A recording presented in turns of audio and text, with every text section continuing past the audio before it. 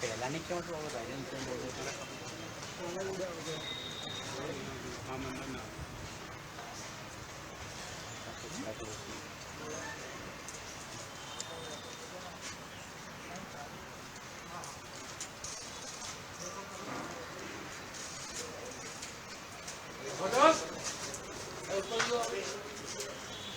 पहला पीछे थोड़ा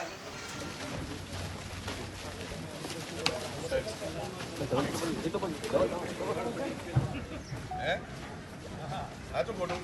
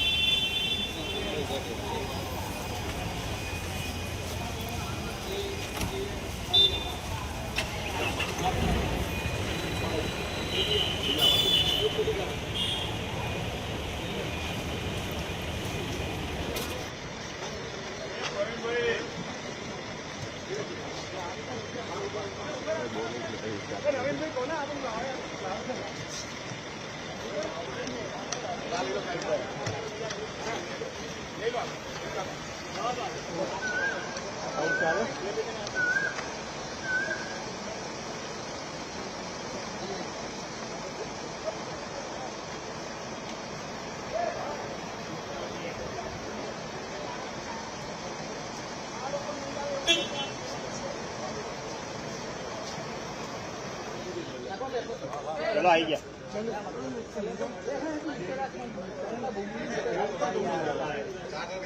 ऊपर रखो बच्चे ऊपर रखो बच्चे ऊपर रखो यार खा लागছে बघा नीचे न પાછળ ઉપર ના પગથિયા ચાર કરજો નીચે ચાર એ ના આવે આવી જશે બધા નીચે આવી જશે નીચે લઈ લો ના ના ના એ બોલી પેલો એક જ કેમ ઉભો યાર મળે ને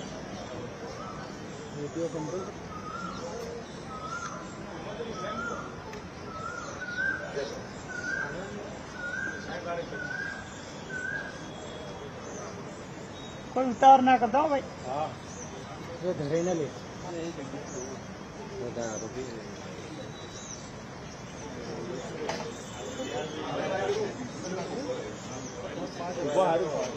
बहुत खराब ये आओ ले लेना फोटोग्राफी मंजल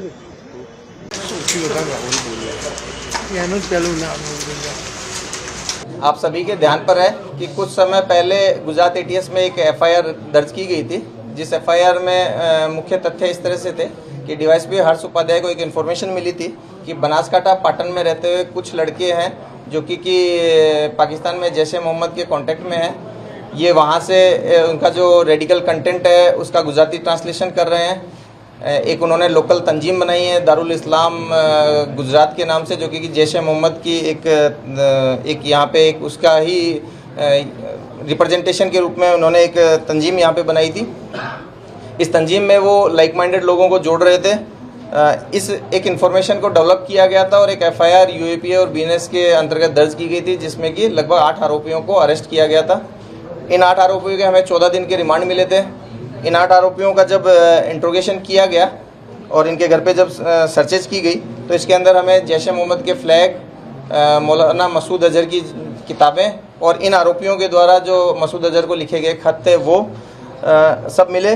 साथ साथ में टेरर फंडिंग के लिए इनके पास जो पैसा आया था उसमें से भी 1,30,000 की रिकवरी की गई। इन लोगों में डिटेल्ड इंट्रोगेशन में इनके फ़ोन के ऊपर से बहुत सारे पाकिस्तानी कनेक्शंस मिले। इन लोगों की जो टास्किंग की जा रही थी, गाड़ी परचेज़ करना, एक घर के आउटस्कर्ट्स में लेना, इन सब के बारे में भी जो तथ्य हैं वो ड्यूरिंग इन्वेस्टिगेशन जानने को मिले। जो इन्वेस्टिगेशन टीम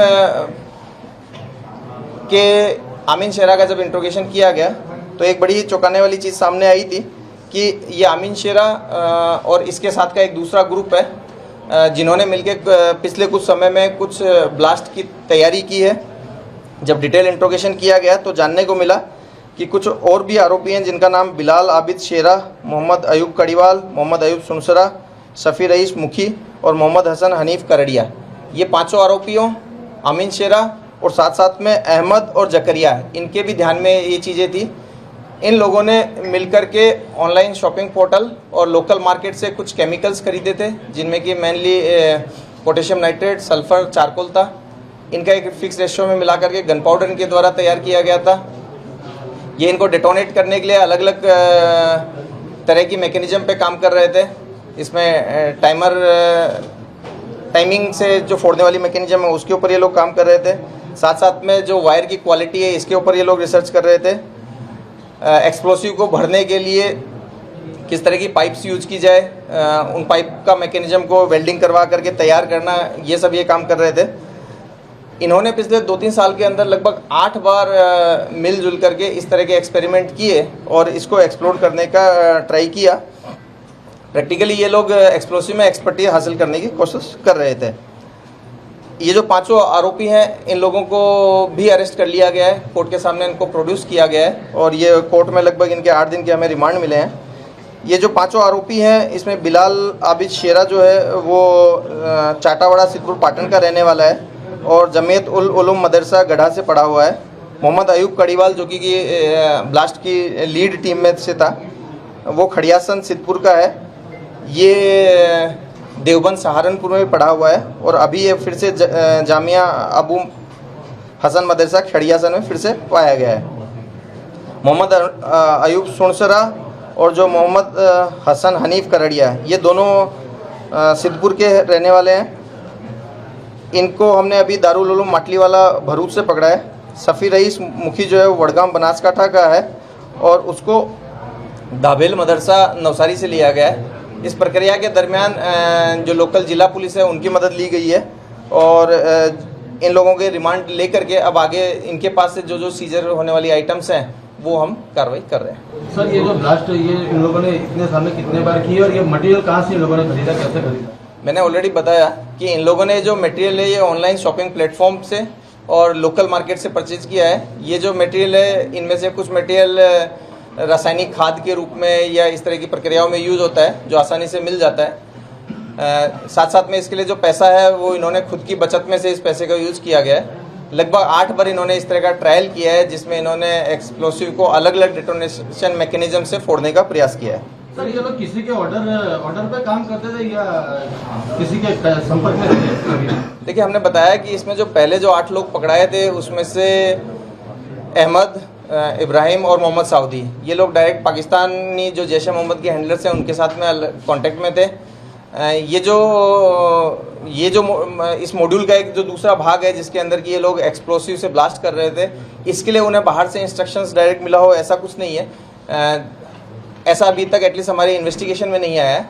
ये प्रयास ये लगभग पिछले 2-3 सालों से कर रहे थे और ये जो लेकिन इनकी जो प्रेरणा है वो यहाँ पे जो जैश ए मोहम्मद की किताबें हैं उन किताबों से प्रेरित होकर कर रहे थे। खास करके एक अकेला मुजाहिद जिहाद कैसे करें, ये किताब है जिसके अंदर से इन्होंने एक्सप्लोसिव के बारे में जाना और डेटोनेशन की अलग अलग मैकेनिज्म पे काम किया। सर, इस पूरे मॉडल में कितने लोग अभी सक्रिय हैं और कितने फरार हैं? नहीं, अभी तक जितने लोगों के नाम खुले हैं उन सभी को हमने अरेस्ट कर लिया है। ये 13 लोग जिनके नाम खुले हैं, अगर इनके इंट्रोगेशन में या फर्दर इनके जो मोबाइल्स हैं उनके एनालिसिस से किसी और लोगों का नाम एज अक्यूज आता है तो उसको भी हम अरेस्ट करेंगे।